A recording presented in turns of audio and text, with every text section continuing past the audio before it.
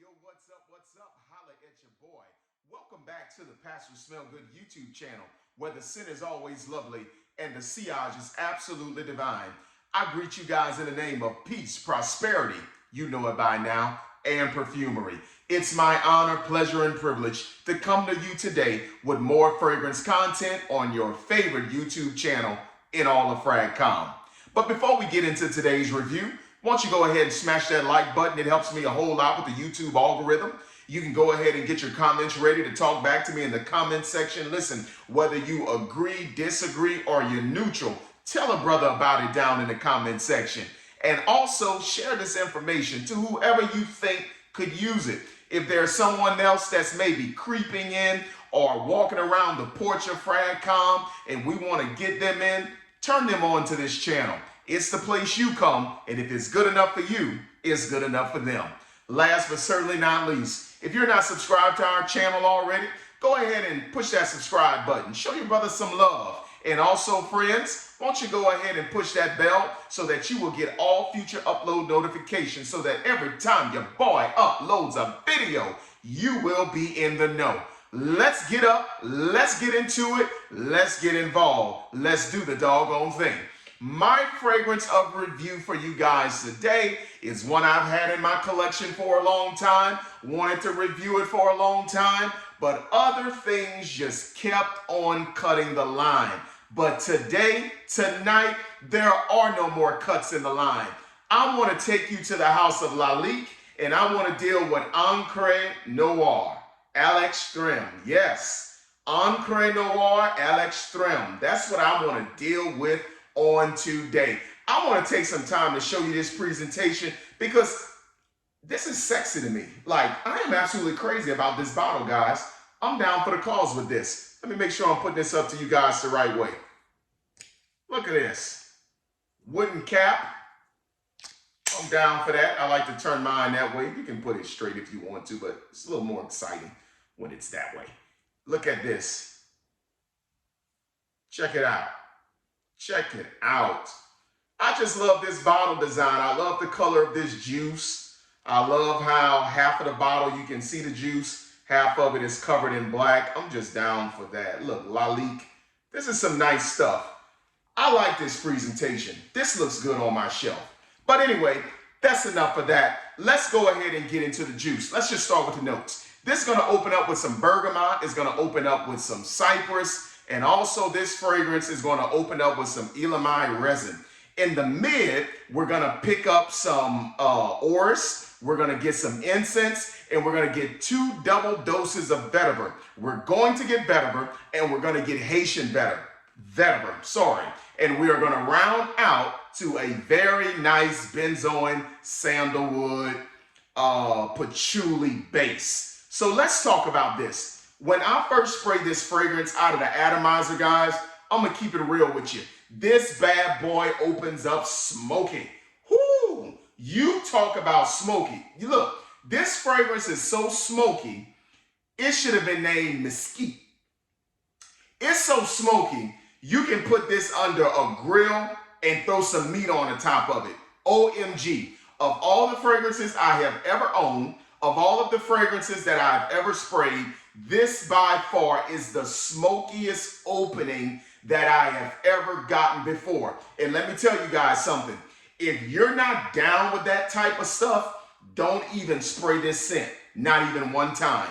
I like a good smoky, woody scent. But OMG, this fragrance opens up so woody. And what's interesting is the only wood listed is the sandalwood in the base, but that is not the wood I'm picking up. I believe there are some other woodsy notes components in there, maybe cedar, maybe oak wood, but there's no telling. There's some other type of wood in this scent, and I like it, okay? But when the fragrance begins to settle a little bit and that smoke begins to settle down, because guys, you can almost choke on the smoke that's coming out of this bottle at the opening. When that smoke begins to kind of dissipate and calm down, at that point, I was noticing that when I got to the heart of the scent, it seemed like that's when more of the cypress began to come out. Now, cypress is listed in the opening, but it's so smoky that for the first 10, 15 minutes of the opening, I'm not getting the cypress. But as the fragrance begins to transition and kind of develop a little bit, that is when to my nostrils, I begin to pick up cypress. And listen, guys, I'm from South Louisiana. I've taken many trips through Bayou Black and Gibson. I know cypress when I smell it. I know a cypress tree when I see one. That cypress note, after you almost choke on the smoke, that's when that green component of that cypress begins to come in. I don't pick up too much of the Elamai in the opening, and I think that's just because it's so doggone smoky. And the Elamai is supposed to give almost like a violet leaf and a powderiness to the scent. I'm not getting any of that. Elamai, are you here? Are you there? I'm looking for you. I'm not picking it up. But that cypress note, that green component, after the smoke dissipates, begins to radiate out of the scent. So you already have, guys, the greenness from the cypress, but then you get hit with a double dose of green from the vetiver and the Haitian vetiver. And at that particular point, the fragrance begins to get very incensey. So it's green and smoky, like there's a green smokiness going on to this scent. It's not going to have you smelling like a steaming barbecue pit, but guys, it's so prominent. Like the incense coupled with that woodsy smoke. Guys, I'm serious. This is something serious. This fragrance, there's a darkness to it. There's a depth to it. This is what I call a daring scent. If you got the guts and you own your stuff, put this stuff on. I mean, I'm serious. So you got the greenness component going on. So this is a green scent. But then, guys, I noticed that as the fragrance begins to round out from the smokiness and the greenness of the vetiver and the cypress, I'm glad that in the base there's sandalwood and benzoin. And I'm going to tell you why. Because the sandalwood gives a creaminess to the scent. But what I love about the benzoin is it gives a slight ambery component to the scent. So in other words, guys and girls, I really appreciate how there's almost a sweetness to this scent, but it's not sweet at all. It's kind of just putting a little bit of, let's say, creaminess on such a dry scent. Because Encre Noir à l'extrême, it is a dry scent. It's a dry vetiver. It's a dry woodsy. And that benzoin and that sandalwood is gonna give it a little bit of a creaminess, but I won't say sweetness because the fragrance isn't sweet at all. The fragrance just becomes a little bit more creamy and it rounds out. It balances out. It tames the dryness, smoky component of the scent. And it's super masculine. It's super masculine. You have the cypress, you have the smoky woods and the incense that makes this really, really masculine. But then in the base, you get hit with patchouli. So you've got the dirtiness of that patchouli, like a dirty minty profile in the base, coupled with double doses of vetiver, coupled with cypress moss and some other woodsy notes. This is masculine. Ladies, don't touch this. Ladies, don't accidentally hit the atomizer on this. You're going to be sending people a whole lot of mixed signals. All right?